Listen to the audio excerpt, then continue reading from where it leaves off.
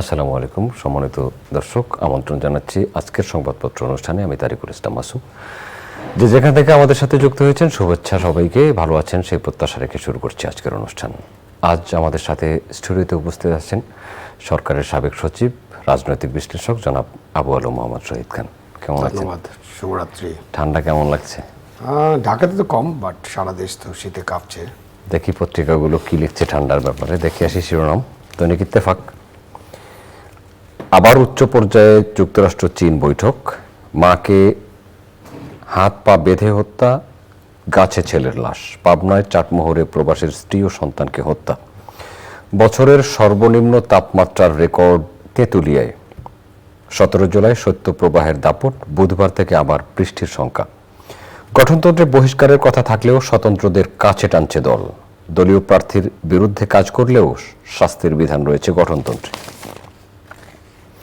প্রশাসন ও রাজনৈতিক পৃষ্ঠপোষকতায় আসছে মাদক, শত কোটি টাকার কোকেন চালানের সঙ্গে জড়িত বাংলাদেশি শনাক্ত, গাজায় গণহত্যা বন্ধে দ্রুত পদক্ষেপ নিন ইসরায়েলকে আন্তর্জাতিক বিচার আদালত। মানব জমিন, বিএনপি হচ্ছে ডামি দল, মুখোমুখি বিরোধীদের শোডাউন আজ, আওয়ামী লীগের শান্তি সমাবেশ, প্রধানমন্ত্রীর নির্দেশনার অপেক্ষায় স্বতন্ত্র এমপিরা, রমজান নির্ভর পণ্যে সিন্ডিকেটের থাবা, গরুর মাংসের দাম নিয়ে কারসাজি, রাজপথে আছি থাকব, বাংলাদেশ ও পাকিস্তান সহ বিশ্বজুড়ে অবাধ ও সুষ্ঠু নির্বাচন চায় যুক্তরাষ্ট্র, যা পায় পদত্যাগ, অপেক্ষায় আরও অনেকে। আমাদের সময় রাজনীতি আবার রাজপথে, রাজপথ দখলে রাখতে চায় ক্ষমতাসীনরা। আজ আওয়ামী লীগের শান্তি ও গণতন্ত্র সমাবেশ, ঢাকায় বড় জমায়েতের প্রস্তুতি বিএনপির, সব মহানগরে কালো পতাকা মিছিল আজ। বিএনপি অচিরেই টের পাবে কত বড় ভুল করেছে ওবায়দুল কাদের। গ্যাস সংকটের মধ্যে স্বপ্ন দেখাচ্ছে ভোলা, বিদ্রোহীদের সঙ্গে সেনাদের তুমুল সংঘর্ষ রাখাইনে। প্রতিদিনের বাংলাদেশ, বৈশ্বিক মানের অনেক নিচে দেশে ইন্টারনেটের গতি, উত্তরের জনপদে তীব্র শীত, নেপথ্যে 5 কারণ, ভারত থেকে আসছে 70,000 টন পেঁয়াজ, চিনি। বাণিজ্যমন্ত্রী, খবরের কাগজ, বারবার ধাক্কা নতুন শিক্ষাক্রমে, নৃশংসতা বাড়ছে অপরাধে, প্রশাসনিক রদবদল, পদোন্নতি, সচিব থেকে ডিসি পর্যায়েও আসছে আবারও পরিবর্তন। সময়ের আলো, কর্পোরেটে ধান খেয়েছে, যুক্তরাষ্ট্রে নাইট্রোজেন গ্যাসে যেভাবে কার্যকর হলো মৃত্যুদণ্ড, জাতিসংঘের নিন্দা, গ্যাস নেই তবু বাড়ে চার্জ, প্রতি মাসে তিতাসের গ্রাহকদের কাছ থেকে অতিরিক্ত আদায় 3,28,00,000, আইনানুগ ব্যবস্থা নেওয়া হবে, ক্যাব মন্ত্রণালয়ের নির্দেশে চার্জ বৃদ্ধি, তিতাস। দেশ রূপান্তর, সবার সুযোগ ফিরছে ভোটে, নৌকাবিহীন উপজেলা নির্বাচন। নির্বাচনোত্তর সহিংসতা, স্বতন্ত্র প্রার্থীর সমর্থকদের বাড়িতে হামলা, আহত 8, নাটোর। সরকারের ভরসা পিপিপিতেই অর্থনীতি চাঙার উদ্যোগ। আজ পাল্টাপাল্টি কর্মসূচিতে ফিরছে আওয়ামী লীগ, বিএনপি। 30 তারিখ মাঠে থাকছে বিরোধীরা। মানবকণ্ঠ, নির্বাচনে অংশ নেয়া কিংস পার্টিগুলো এখন কোথায়? প্রধানমন্ত্রী শেখ হাসিনাকে অভিনন্দন হাঙ্গেরি ও কিরগিজস্তানের। সর্বনিম্ন তাপমাত্রায় কাঁপছে তেঁতুলিয়া, হিম বাতাসে কাবু জনজীবন, ফের উত্তপ্ত হচ্ছে রাজপথ। সমকাল, রাখাইনে রক্তক্ষয়ী লড়াই, রোহিঙ্গা ঠেকাতে সতর্কতা, মিয়ানমার পরিস্থিতি, তীব্র শৈত্যপ্রবাহে কাঁপছে উত্তরের জনপদ। মহিলা সংরক্ষিত আসন, মোট আসন 50, আওয়ামী লীগ 37, স্বতন্ত্ররা জোট বাঁধলে 10, জাতীয় পার্টি 2, অন্যরা 1। মনোনয়ন প্রত্যাশীদের ছড়াছড়ি আওয়ামী লীগে। যায় দিন, বিচারক সংকট নিরসনে কাজ করছে সরকার, প্রধান বিচারপতি। ফের উত্তপ্ত হচ্ছে রাজপথ, সহিংসতা ঠেকানোই আওয়ামী লীগের টার্গেট, দলকে চাঙা করার উদ্যোগ বিএনপির। গাজায় ইসরায়েলি গণহত্যা বন্ধের নির্দেশ আইসিজের। ছুটির দিনে বাণিজ্য মেলায় দর্শনার্থীদের উপচে পড়া ভিড়। কালবেলা, ক্যান্সারে ভুগছে ক্যান্সার চিকিৎসা। নিভৃতে কাটল মির্জা ফখরুলের জন্মদিন, ছাত্রলীগ নেত্রী সাইমুনের কথায় চলে বদরুন্নেসা। শুধুই ভাঙার দল জাপা। করতোয়া, আন্তর্জাতিক আদালতের রায়, গাজায় গণহত্যা বন্ধে ইসরায়েলকে নির্দেশ, জিম্মিদের মুক্তি ও যুদ্ধবিরতির বিষয়ে কাতারের সঙ্গে বৈঠক করবে যুক্তরাষ্ট্র ইসরায়েল। রোজার আগেই চোখ রাঙাচ্ছে ছোলা ডাল। The Business Standard. Even in days of high inflation, people saves more.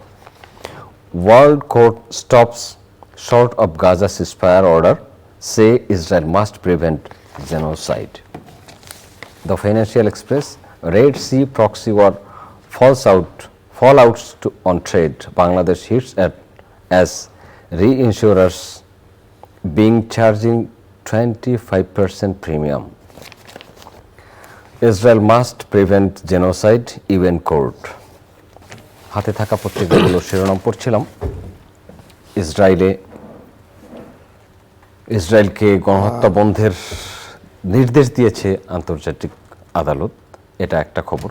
আন্তর্জাতিক সর্বশেষ যেটি পড়েছিলাম, না, আন্তর্জাতিক মহল থেকে তো অনেক চাপ ইসরায়েলের উপর দেওয়া হচ্ছে, জাতিসংঘ এবং অন্যান্য মানবাধিকার সংগঠন, এখন আন্তর্জাতিক আদালত। কিন্তু ইসরায়েল তো এসব শোনার মধ্যে নাই। আসলে ওখানে একটা মানবিক সমস্যার সমাধান করতে হবে, পাশাপাশি একটা রাজনৈতিক সমাধান প্রয়োজন। ওখানে দুটো রাষ্ট্র যদি দুজনকে স্বীকৃতি দিয়ে একটা চুক্তি করে একটা শান্তির দিকে যায়, সেটাই একমাত্র শান্তির পথ। এবং জাতিসংঘ যেভাবে লাস্ট রেজলিউশন আছে সেটা মেনে নিয়ে ইসরায়েলকে একটা শান্তিতে আসতে হবে।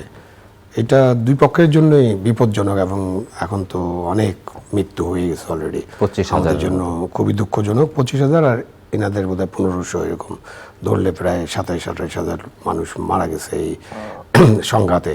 তো এই যে সংঘাত, এই সংঘাতে শুধু মানে অ্যাডাল্ট মানুষ যে মারা গেছে এরকম না, এই সংঘাতে শিশু মারা গেছে, নারীরা মারা গেছেন, ডাক্তাররা মারা গেছেন, সাংবাদিক মারা গেছেন। মানে এই ধরনের সংঘাত একটা সভ্য বিশ্বে কিভাবে দিনের পর দিন চলে, তখন প্রশ্ন আসে যে আমরা কি একটা সভ্য বিশ্বে বসবাস করছি কিনা, বা যারা আমাদের বিশ্বের অনেক কিছু নিয়ে কথা বলেন, অনেক কিছু নিয়ে যারা আলাপ আলোচনা করেন, অনেক বিষয়ে যারা ইন্টারভেন করেন, তারা তাদের কাজটা ঠিক মতো করতে পারছে কিনা।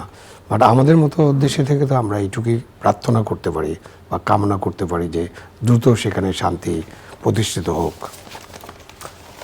নির্বাচনের পর রাজনীতি মাঠে ফিরছে। আজই বিএনপি এবং সমমনা রাজনৈতিক দলগুলো কালো পতাকা মিছিল করবে, বিপরীতে আওয়ামী লীগ শান্তি এবং গণতন্ত্র সমাবেশ করবে। আসলে এই বিষয়টা নিয়ে কিন্তু আমরা অনেক আলাপ আলোচনা করেছি।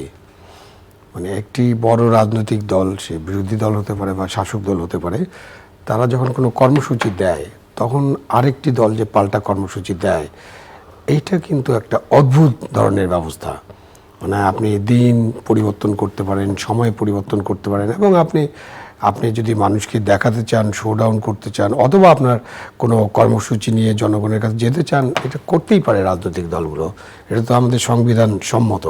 তো সেখানে ইলেকশনের আগে এরকম ঘটনা ঘটেছে, ইলেকশনের পরেও আবার এরকম ঘটনা ঘটছে, যেটার প্রয়োজন আছে কিনা। আমি প্রথমত শাসক দলের কথা বিবেচনা করি, কারণ 30 তারিখে একটা পার্লামেন্ট অধিবেশন আছে এবং একটা ইলেকশন হয়ে গেছে, এবং দেশে এখন এই গত কিছুদিনের মধ্যে এমন কোনো সহিংসতার ঘটনা ঘটে নেই, বা এমন কিছু ঘটনা ঘটে নেই যেটাতে আমাদেরকে শাসক দলকে অন্তত রাস্তায় নেমে এটার প্রতিবাদ করতে হবে। এবং শাসক দলের সাথে তো রাষ্ট্র ব্যবস্থা আছে। সুতরাং কোনো রাজনৈতিক দল, বিরোধী দল কোনো কর্মসূচিতে যদি সংঘাতময় করে, অথবা কোনো বিশৃঙ্খলা করে, অথবা রাষ্ট্রের সম্পত্তি ধ্বংস করে, তখন তো রাষ্ট্রের যে বল আছে, শক্তি আছে, এটা দিয়ে তাদেরকে নিয়ন্ত্রণ করা সম্ভব। সেখানে এই জিনিসটা কোনো রকমই কাম্য না।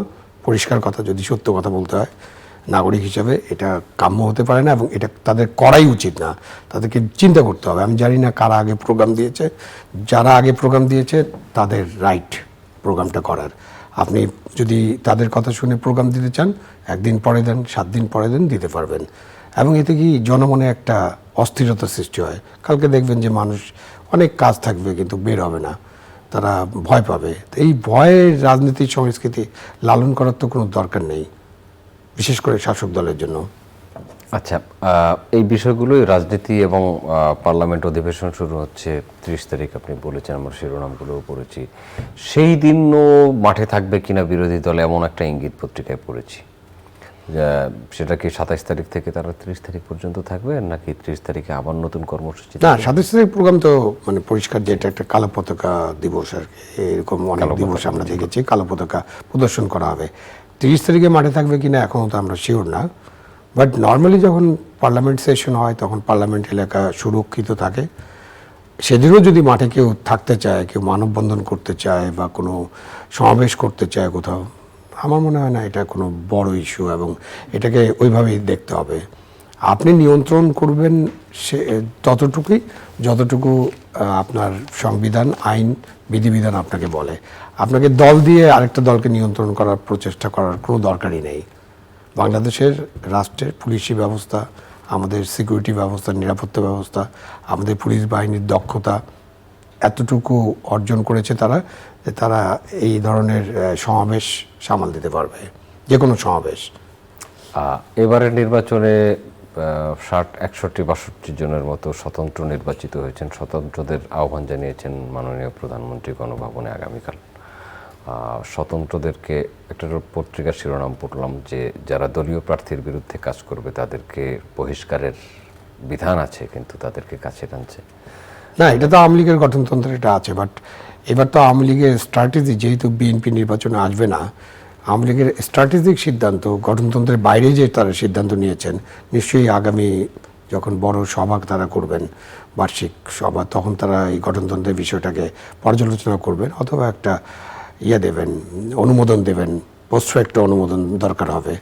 তো এই কারণে আওয়ামী লীগের অনেক নেতা, উপজেলা পর্যায়ের, জেলা পর্যায়ের, ইভেন কেন্দ্রীয় পর্যায়ের নেতা, তারা স্বতন্ত্র নির্বাচন করেছেন, এবং আপনি যেটা বললেন 62-র মধ্যে 60টি আসনে তারা জিতেছেন।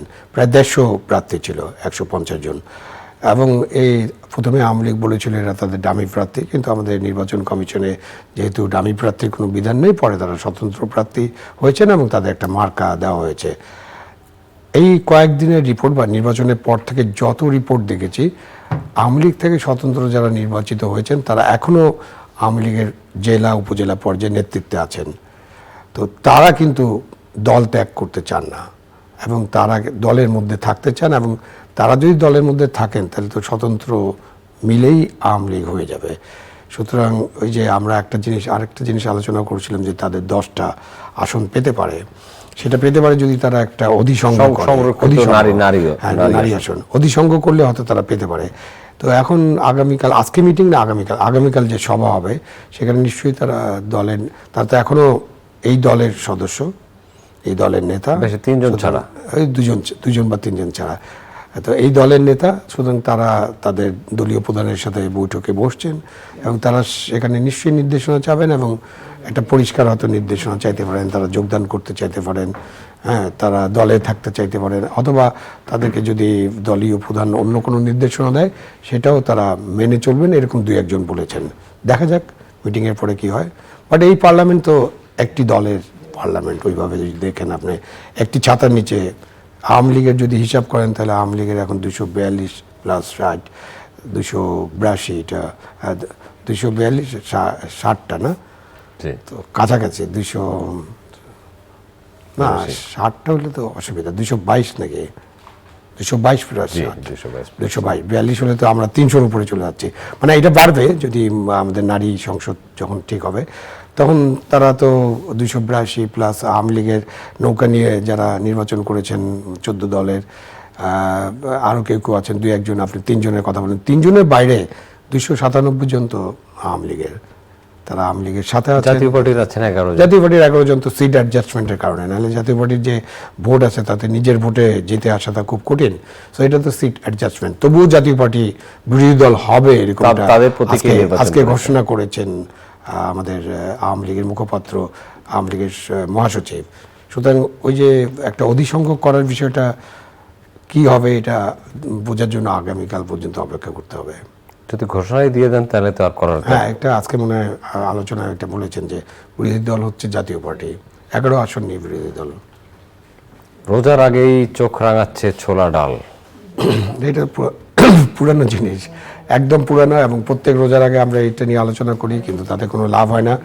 এবং ওই যে সিয়াম সাধনার মাস বলা হয়, মানে রিলিজিয়াসলি রোজার সময় আরও কমার কথা। পৃথিবীর অন্যান্য দেশে যখন আপনার ধর্মীয় অনুষ্ঠান হয়, ধর্মীয় ফেস্টিভ্যালের সময় তাদের জিনিসপত্রের দাম কমে, তারা ডিসকাউন্ট করেন। আর আমাদের দেশে আমরা ওই সময় মনে হয় সবচেয়ে বেশি ব্যবসা করতে চাই সবাই। বিশেষ করে অন্যান্য ব্যবসা ঠিক আছে, যে একটা শার্টের দাম অন্য সময় 150 টাকা, আপনি সেই সময় 200 টাকা বিক্রি করলেন, শার্টটা কিনলেও চলে, না কিনলেও চলে। কিন্তু রমজান মাসে আমাদের মানুষের কিছু কিছু পণ্যের খুব আগ্রহ থাকে, বিশেষ করে ছোলা, আমরা ইফতারি করার জন্য এটা ব্যবহার করি, তেলের একটা ব্যাপার আছে, চিনি, পেঁয়াজও খাওয়ার জন্য, মানে কতগুলা আইটেম থাকে যে আইটেমগুলোতে মানুষের আগ্রহ থাকে। বেগুনি যেমন একটা আইটেম, তো এরকম অনেক আইটেম আছে। সবাই যে এরকম সব আইটেম খেতে পারে এরকম না। তারপরেও এইসব জিনিসের দাম কেন বাড়ে এবং কেন এটা কমানো যায় না, সেটা তো আমাদের সরকারকে আরও চেষ্টা করতে হবে। তারা হয়তো বলেছেন যে তারা চেষ্টা করছেন, কিন্তু এই চেষ্টাতে কোনো লাভ হয় না, কেন ব্যবসায়ীরা কোনো কথা শুনে না। এবং তার উপরে আছে সিন্ডিকেটের একটা নতুন নাম দেখলাম, কর্পোরেট। তো কর্পোরেট তো না, আসলে এরাও সিন্ডিকেট। কারণ হচ্ছে যে তারা বেশি দাম দিয়ে ধান সংগ্রহ করছে, একটা শিরোনাম পুঁজিবাদী কর্পোরেটে ধান খেয়েছে, এটা পুঁজিবাদী লুটপাটের মতো। লুটেরা পুঁজিবাদে যা হয়, আপনি বেশি দাম দিয়ে ধান কিনে কি করবেন, আপনি চাল বানাবেন এবং পরে আপনি বেশি প্রফিট করে এটা বিক্রি করবেন। এটা তো কানেক্টেড, এটা তো সরকারের বোঝার কোনো অক্ষমতা নেই। আপনি বেশি দাম দিয়ে জিনিস কিনবেন, বেশি দামে বিক্রি করতে হবে, কিন্তু আপনি বেশি লাভ করার জন্য এই কাজটা করছেন। তাই এই যে কর্পোরেট সিন্ডিকেট, এদের যে পদচারণা এবং এদের যে নিয়ন্ত্রণ পুরা রাষ্ট্র ব্যবস্থার উপরে, এই যে একটা নেক্সাস, রাজনীতিবিদ, আমলা যারা এটার সাথে যুক্ত, মানে এই জিনিসের সাথে, এবং ব্যবসায়ী, এই নেক্সাসের কারণে তো জিনিসপত্রের দাম কন্ট্রোল করা যাচ্ছে না। এবং জিনিসপত্রের দাম নিয়ে কিন্তু সাধারণ মানুষ খুব বিপদে আছে। এমনকি এটা স্পষ্টভাবে বলা যায় যে 12 থেকে 13 কোটি মানুষ কিন্তু জিনিসপত্রের দ্রব্যমূল্য বৃদ্ধির কারণে চ্যালেঞ্জড লাইফ লিড করছেন। যে শীত এবছর অনেক বছরের মধ্যে রেকর্ড তাপমাত্রাতে তুলে 5.8 রেকর্ড। ওখানে 5টা কারণ কি কি আমি পুরো নিউজটা পড়িনি, বাট এবারে শীতটা একটু জাঁকিয়ে এসেছে। এবং হ্যাঁ, একটু শীত তো থাকা দরকার। গত 2-3 বছর কিন্তু ঢাকা শহরে আমরা কোনো শীত অনুভব করিনি, এটা শীতের মৌসুম। কিন্তু এই শীতটা যখন জাঁকিয়ে আসে তখনও কিন্তু আমাদের সাধারণ মানুষ অনেক বিপদে থাকে। আপনি চিন্তা করেন তেঁতুলিয়ায় 5.6 প্লাস এরকম একটা 5.8, আপনি চিন্তা করেন যে মানুষের কি অবস্থা। কেন অন্য অনেক দেশে তারা শীতের জন্য প্রস্তুত, আমাদের তো প্রস্তুতি নেই। এবং গরিব মানুষের কাছে শীত বস্ত্র তেমনভাবে থাকে না। এবং তারা যে ভূমি বা যেখানে থাকেন, যে ঘরগুলোতে থাকেন, সেই ঘরগুলো তো শীতকে প্রোটেক্ট করতে পারে না। সেই জন্য আপনি দেখবেন যে আগুন নিয়ে পোয়াচ্ছে এবং রাতে ঘুমাতে পারছে না, এরকম অবস্থা। সো ইয়েস, শীত আসছে, কিন্তু এটা তো প্রকৃতি, আমরা কিছু করতে পারবো না। তো যতটুকু পারে যদি ধনবান ব্যক্তি যারা আছেন, যারা রাষ্ট্রের সাথে যারা আছেন, তারা যদি এই শীত বস্ত্র দিয়ে গরিব মানুষগুলোকে সহায়তা করেন, তাহলে হয়তো তারা কিছুটা তাদের দুঃখ লাঘব হবে। বাট এই শীত থাকবে না, চলে যাবে। রোজার বিষয়ে যে কথা বলছিলাম, এই বিষয়ে 2 জন মন্ত্রী 2টি কথা বলেছেন। অর্থমন্ত্রী বলেছেন অসৎ ব্যবসায়ীদেরকে তিরস্কার করতে, সৎ ব্যবসায়ীদের প্রণোদনা দিতে। বাণিজ্য প্রতিমন্ত্রী বলেছেন ভারত থেকে পেঁয়াজ এবং চিনি আসছে, তাতে কি সামাল দেওয়া সম্ভব হবে? ভারত থেকে পেঁয়াজ, চিনি। আরেকটা জিনিস আমি আপনার সাথে যুক্ত করি, এই সরকার শপথ নেয়ার পর বা মন্ত্রিপরিষদ গঠনের পর থেকেই কিন্তু তারা প্রথম থেকেই যেই বিষয়ের দিকে নজর দেওয়ার কথা বলছেন, মাননীয় প্রধানমন্ত্রীর থেকে শুরু করে 5 জন মন্ত্রী একসাথে বসেছেন এই বিষয়ে। অর্থমন্ত্রী সেদিনও কথা বলেছিলেন যে দ্রব্যমূল্য নিয়ন্ত্রণ তাদের একটা বড় এজেন্ডা। এখন সেই এজেন্ডা বাস্তবায়নটা কতদূর হতে পারে? না, সরকার যদি সদিচ্ছা থাকে, তাহলে যে নেক্সাস গড়ে উঠেছে, এই যে ধান খেয়ে যাচ্ছে, আগে আমরা কবিতা শুনতাম বুলবুলিতে ধান খেয়েছে খাজনা দিব কিসে, তা এখন কর্পোরেট বা সিন্ডিকেট যদি এরকম দ্রব্যমূল্য বাড়ানোর উদ্দেশ্য নিয়ে এবং তাদের লাভ বাড়ানোর উদ্দেশ্য নিয়ে যদি এই কাজগুলো করে, তাহলে তো সেখানে সরকারের অনেক কিছু করণীয় আছে এবং করতে পারেন। তো সরকার যদি সচেষ্ট হন, তাহলে দ্রব্যমূল্য অবশ্যই নিয়ন্ত্রণে রাখা যাবে। বাট এটা একটা সিস্টেমেটিক পরিবর্তনের প্রয়োজন আছে। আমাদের পুরা সিস্টেমের মধ্যে বিভিন্ন জায়গায় চাঁদাবাজি, বিভিন্ন জায়গায় হাত বদল, এসব কারণে অনেক সময় দ্রব্যমূল্য বেড়ে যায়।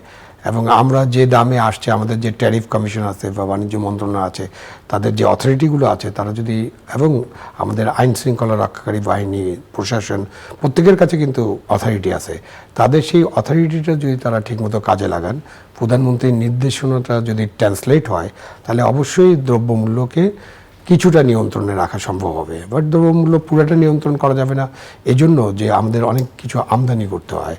আমদানি পণ্যের দাম তো আমরা নির্ধারণ করি না, যারা রপ্তানি করবে সেই সব দেশ নির্ধারণ করবে।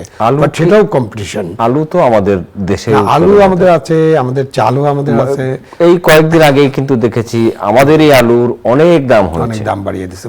সেটা তো imported না। ওটার সিন্ডিকেট, ওই যে হাত বদল, মধ্যস্বত্বভোগী, তারা ইচ্ছা করলে, যেমন এখন মানুষের কাছে এত বেশি পরিমাণ পুঁজি আছে, মানে আমরা তো কিছু মানুষের হাতে, কিছু মানুষের কাছে, মানে কিছু কোম্পানির কাছে, এবং ব্যাংক তাদেরকে সহায়তা করছে, ব্যাংক নাও সহায়তা করতে পারে।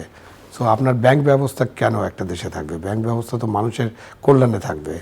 সো ব্যাংক কেন সিন্ডিকেটকে এই 150 টাকা বেশি দাম দিয়ে ধান কেনার জন্য ফাইন্যান্স করবে? এদের টাকা না, এই টাকাটা জনগণের টাকা, মানে জনগণের টাকা, জনগণের টাকায় ফাইন্যান্স হবে এবং জনগণের উপর দিয়ে আপনি লাভবান হবেন। এই যে লুটেরা পুঁজি, এই লুটেরা পুঁজির সিস্টেমেই আঘাত করতে হবে।